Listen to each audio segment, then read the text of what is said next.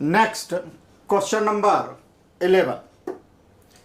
देखिए question number 11 क्या है, यह एक ट्रिकी क्वेश्चन है। ट्रिकी इन द सेंस कि इसमें कोई विशेष फार्मूला का इस्तेमाल नहीं करना है, कॉमन सेंस का इस्तेमाल करना है और फार्मूला को ध्यान में रखते हुए। देखिए कहता है कि if the sum of first n term on AP is 4n minus n square, यानी सॉल्यूशन में अगर हम चलते हैं तो क्या गिवन है, n equal to 4n minus n square, यह दिया हुआ है। और क्या दिया हुआ है क्वेश्चन में, what is the first term that is S1, यानी A1 जो है हमें ज्ञात करना है, जो S1 के फॉर्म में आएगा। What is the sum of first two term, यानी S2 इक्वल टू व्हाट, यह भी ज्ञात करना है। What is the second term, यानी A2 इक्वल टू व्हाट, यह भी ज्ञात करना है। Similarly find the third term, यानी A3 इक्वल टू व्हाट, यह भी ज्ञात करना है। 10th टर्म, यानी यह भी ज्ञात करना है A10 equal to what, and find the nth term, यह भी हमें ज्ञात करना है AN इक्वल टू व्हाट। अब आइए इसके लिए हम थोड़ा कंसेप्ट समझते हैं पहले इस क्वेश्चन में आगे चलने के लिए। सपोज एक कंसेप्ट देख लीजिए, या कोई कंसेप्ट, इसे कॉन्सेप्ट कहें या कॉमन सेंस कहें, कंसेप्ट से अच्छा होगा कि इसे आप कॉमन सेंस समझें। सपोज करिए एक सीरीज हम लेते हैं, एक एपी सीरीज कोई लेते हैं। सीरीज हमने ले लिया 2, 4, 6, 8, 10, यह हमने एक सीरीज ले लिया। अब देखिए इसमें सीरीज जो है A2 क्या है हमारा, A1 के जगह है फर्स्ट टर्म, या A2 है सेकंड टर्म, यह हमारा थर्ड टर्म, और यह हमारा फोर्थ टर्म या fifth term, and so on. अब देखिए इसमें क्या है, फर्स्ट टर्म के लिए अगर हम चलें फॉर फर्स्ट टर्म, तो फर्स्ट टर्म का वैल्यू A1 इक्वल टू का है 2, और फर्स्ट टर्म का जोग करें, एडिशन करेंगे, SN निकालें, यानी S1 का भी वैल्यू 2 ही होगा, क्योंकि इसमें और किसी टर्म का ऐड करने की जरूरत है ही नहीं। यानी फर्स्ट टर्म और फर्स्ट n टर्म दोनों का वैल्यू हमेशा क्या होगा, इक्वल होगा, जो कि कॉमन सेंस से निकल रहा है। यानी यहां से आप एक कंसेप्ट डेवलप कर सकते हैं कि कंसेप्ट यह डेवलप कर सकते हैं, फर्स्ट टर्म जो होता है और sum of first term, sum of first term, यह दोनों क्या होता है, इक्वल होता है। यह हम एक कंसेप्ट यहां से डेवलप कर सकते हैं, क्योंकि उसमें किसी और दूसरे टर्म को ऐड करना नहीं है, तो वही टर्म होगा। सिमिलरली अब हम चलते हैं दो टर्म के लिए, for two terms. Two terms के लिए अगर देखिए हम टू टर्म्स का सम निकालते हैं, तो टू टर्म्स का सम यानी S2 अगर यहां निकालें तो क्या होगा, 2 + 4 यानी 6 होगा। और फर्स्ट टर्म का सम निकालें, या 3 टर्म तक चलते हैं, या हम यहां फर्स्ट टर्म भी ले लेते हैं तो चलता है। फर्स्ट टर्म का सम निकालते हैं तो S1 इक्वल टू, यानी फर्स्ट टर्म यानी 2। तो आदि अब इस दोनों में से हम क्या करते हैं, A2 निकालते हैं, सेकंड टर्म निकालने की कोशिश करते हैं कि सेकंड टर्म का वैल्यू क्या है, A2 का। तो A2 का वैल्यू हम क्या निकाल रहे हैं कि S2 माइनस S1, यानी फर्स्ट टू टर्म के सम में से फर्स्ट टर्म का सम को यदि हम सब्ट्रैक्ट कर देते हैं तो देखिए यहां आता है S2 का वैल्यू कितना है, 6, माइनस S1 का वैल्यू कितना है, 2 इक्वल टू 4, और यहां भी देख रहे हैं कि 4 है। इसी तरह से आप और आगे देख सकते हैं, एक एग्जांपल और लिख सकते हैं हम, 4 3 टर्म्स। आइए 3 टर्म्स में देखते हैं, फर्स्ट 3 टर्म्स का सम निकालते हैं। तो फर्स्ट 3 टर्म का सम यानी S3 इक्वल टू हमारा क्या होगा, S3 यानी 2 + 4 + 6 यानी 6 4 10 2 12। और अब आइए हम फर्स्ट 2 टर्म का सम निकालते हैं। तो फर्स्ट 2 टर्म यानी S2 इक्वल टू क्या होगा, 2 + 4 इक्वल टू कितना हो गया, 4 और 2 6 आ गया। अब इसी तरह से हमें थर्ड टर्म ज्ञात करना हो, तो थर्ड टर्म ज्ञात करना हो तो A3 इक्वल टू हम निकाल सकते हैं S3 - S2, यानी जो टर्म निकालना है उस टर्म तक के सम में से जस्ट उसके पहले तक के टर्म के सम को माइनस कर देते हैं तो वह टर्म निकल जाता है।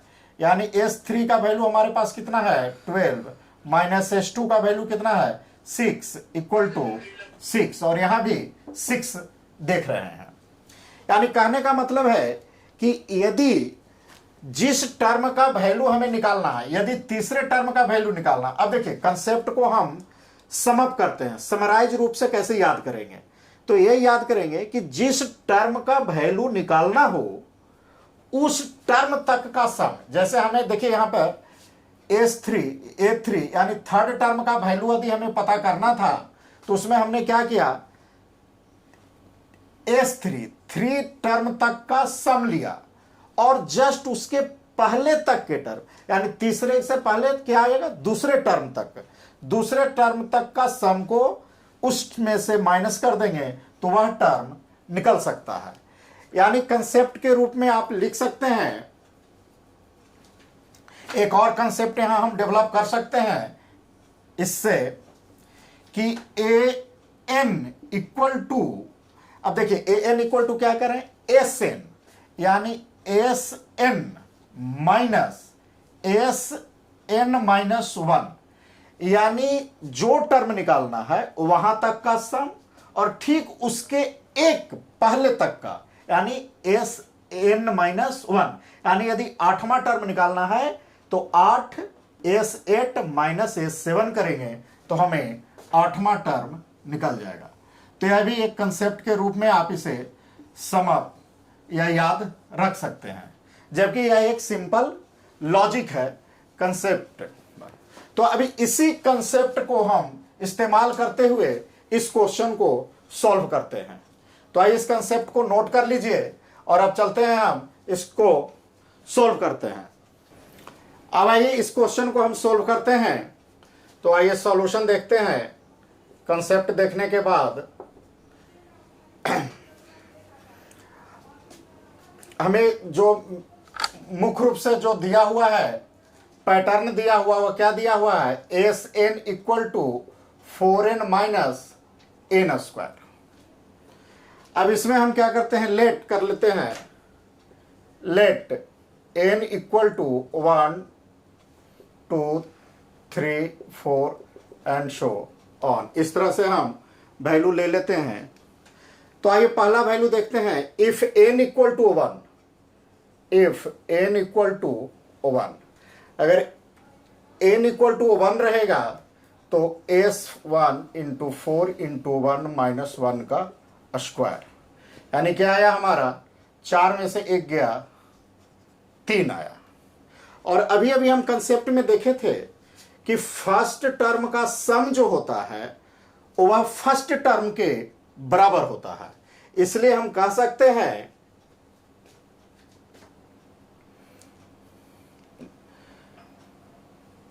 A1 equal to S1 equal to 3, और यह हमें फर्स्ट टर्म ज्ञात करना था। What is the first term, यानी A1 निकालना था जिसका वैल्यू हमारा कितना आया, 3 आया। और यह क्यों आया, S1 को S1, क्योंकि अभी कंसेप्ट में देखे कि जो फर्स्ट टर्म होगा और फर्स्ट टर्म का जो सम होगा दोनों बराबर होगा। या इसको आप याद करने के लिए, मेमोराइज करने के लिए यहां पे नोट डाउन कर सकते हैं, since the sum of first term is always equal to the first term itself. जो फर्स्ट टर्म का सम होगा और फर्स्ट टर्म होगा वह दोनों आपस में बराबर होगा। इसलिए चूंकि फर्स्ट टर्म का सम s1 का वैल्यू 3 आया है, इसलिए फर्स्ट टर्म a1 का भी वैल्यू क्या होगा, 3 होगा। तो यह हमारा एक आंसर प्राप्त हो गया। अब आइए इसमें दूसरा क्या क्वेश्चन था, what is the sum of first two terms. First two terms का सम क्या है? तो फर्स्ट टू टर्म का सम क्या है, तो हम n बराबर 1 लिए थे, अब यहां n बराबर 2 रख के देखते हैं।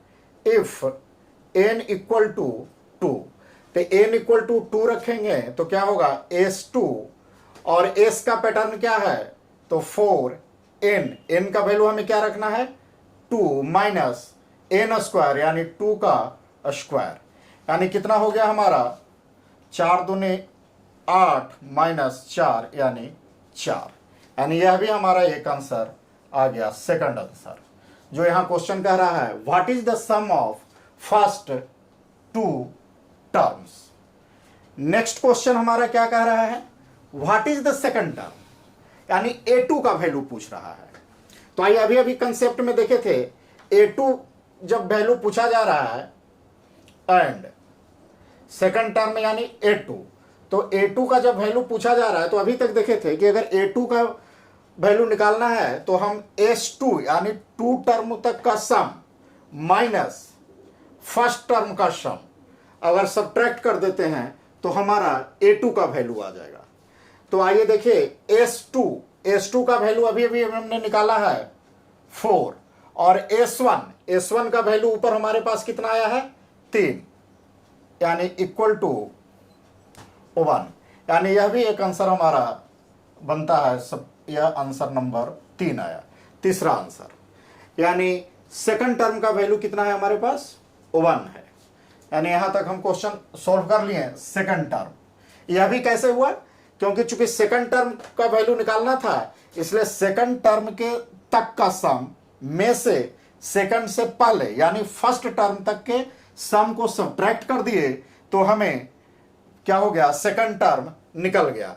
यहां भी लिख सकते हैं इस चीज को, या रिपीट हो जाएगा, सिंस द सम ऑफ, यहां लिखेंगे फर्स्ट टर्म। तो इसको एक बार अगर आप लिखना चाहें तो लिख सकते हैं, या इसे रहने दें, कंसेप्ट में लिखे हैं, बार बार इसको रिपीटेशन होगा, अच्छा नहीं लगेगा।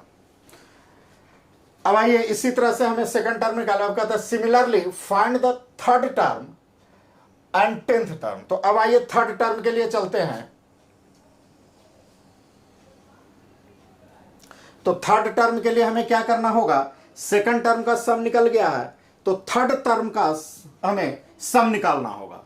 तो आइए इफ n इक्वल टू 3, तो जब n इक्वल टू 3 होगा तो s3 इक्वल टू, पैटर्न क्या था हमारे पास, 4n, यानी 4 इंटू 3 माइनस n स्क्वायर यानी 3 का स्क्वायर, यानी क्या हो गया, 4 तिहाई 12, और 12 में से क्या चला गया, 3 तिहाई 9, 12 माइनस 9 यानी 3 बच गया। अब आइए, तो हमें निकालना क्या है, इसमें थर्ड टर्म निकालना है, इसलिए third term a3 equal to, तो a3 इक्वल टू अगर कंसेप्ट लगाएं तो क्या होगा, थर्ड टर्म 3 टर्मों का सम यानी s3 माइनस उसके पहले तक यानी 3 से पहले 2 तक यानी s2 माइनस s2।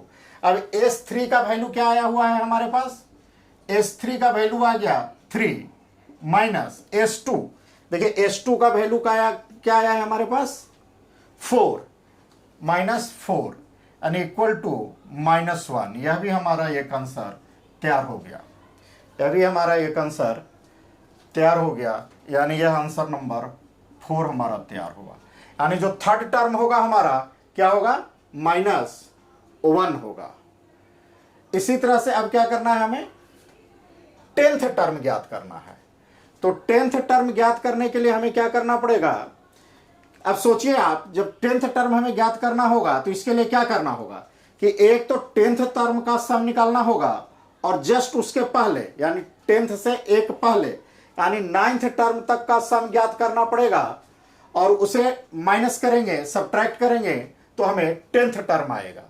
तो आइए, इफ n इक्वल टू 10, जब n इक्वल टू 10 होगा तो हमारा क्या बनेगा pattern, S10 equal to 4 into 10 minus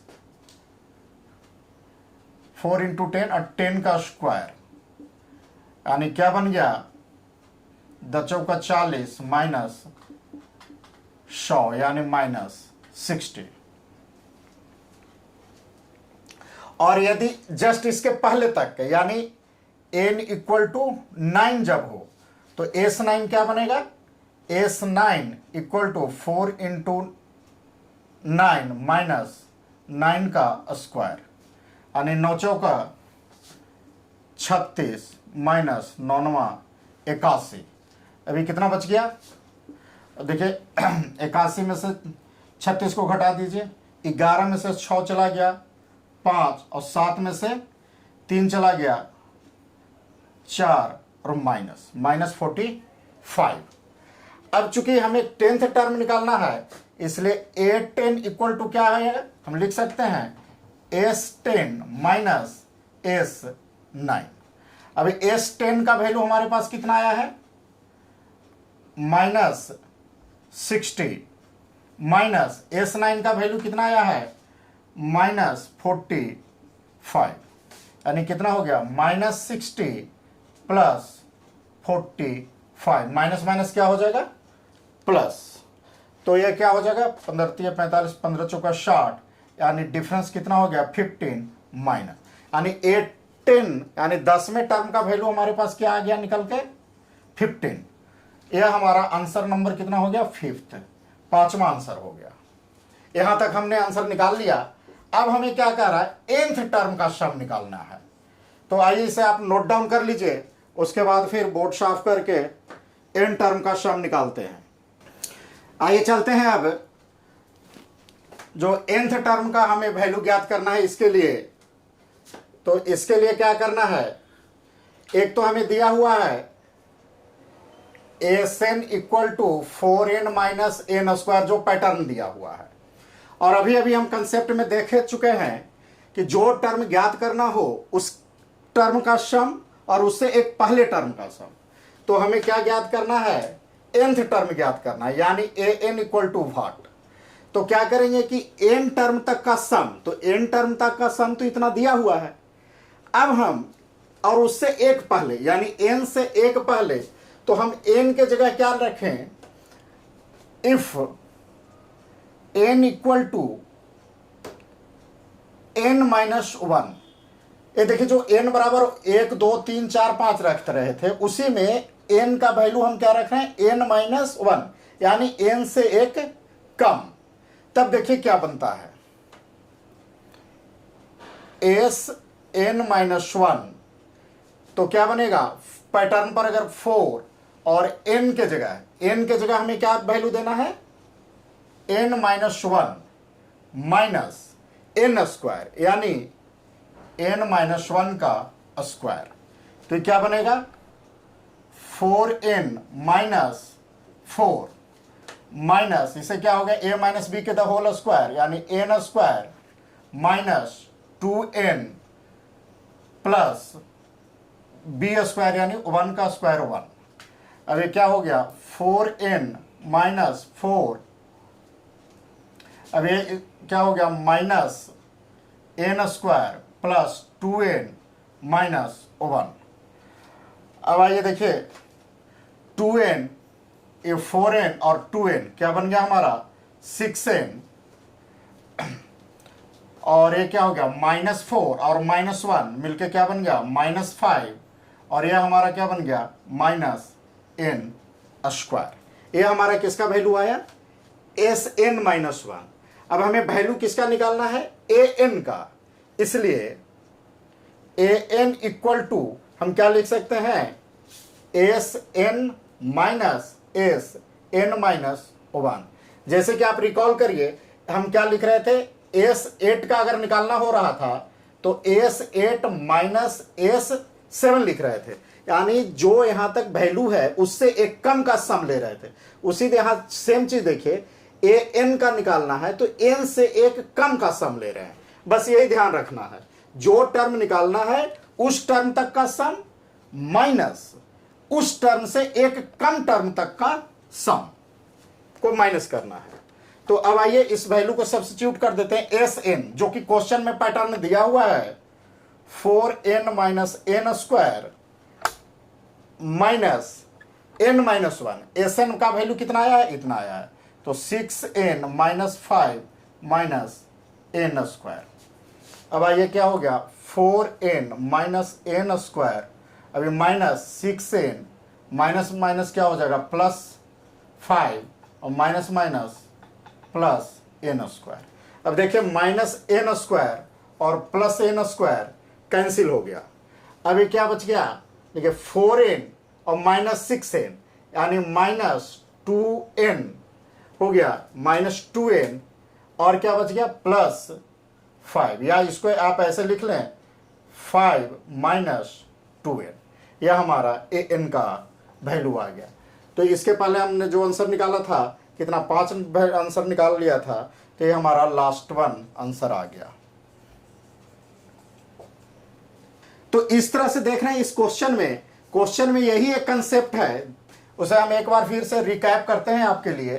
question में कंसेप्ट यह है कि सपोज ये एपी सीरीज है 2 4 6 8 10, तो जो भी टर्म, अगर यह पहला टर्म है A1 A2 A3 A4 और A5, तो जो भी टर्म निकालना है, यानी सपोज करिए कि हमें A5 टर्म निकालना है, पांचवा टर्म निकालना है, तो क्या करना है कि पांचवें टर्म तक का सम यानी S5 में से उससे एक पहले यानी 5 से एक पहले 4 चौथे टर्म तक के सम को माइनस कर देंगे तो वह टर्म हमारा ज्ञात हो जाएगा। और दूसरा कंसेप्ट इसमें क्या था कि पहला टर्म और पहले टर्म का सम आपस में क्या होता है, बराबर होता है।